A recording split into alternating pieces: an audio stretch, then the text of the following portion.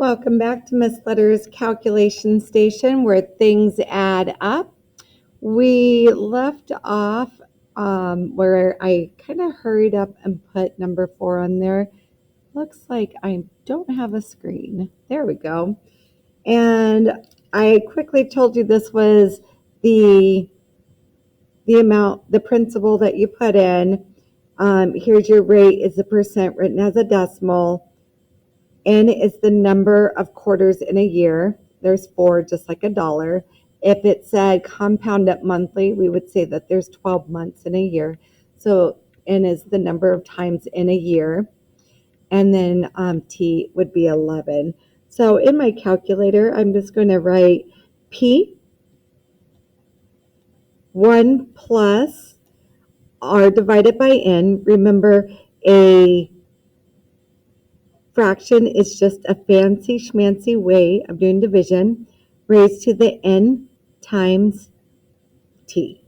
So I'm just going to put that in my calculator, and I've got 9,500 parenthesis 1 plus 0.021 divided by 4. Close that parentheses, raised to the 4 times 11. And we have a balance of $11,961.43.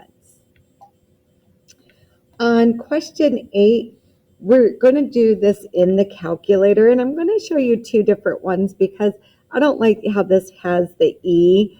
I'm going to do the E, and then I'll also do a 5 natural log 10. So E is just the letter E, and to get to the letter E, it's in blue. So I'm going to say, hey, use the blue keys. It gave me the E, and then I'm just going to write LN 10. 1, 0. And notice how my calculator should look just like my paper, and we have an answer of 10. Now, if I wanted to do my 5 ln of 10, then same thing, I'm going to put in 5. We've got a natural log button right here. Let me clear it. 5, we need to raise that and put it in the exponent. Natural log 10, and we get an answer of 40.69. 40.69. So it does say round 2 decimal places. Make sure that you go 1, 2, but you always look at that third one. And if it is 5, 6, 7, 8, 9, you're going to round it up to the next penny.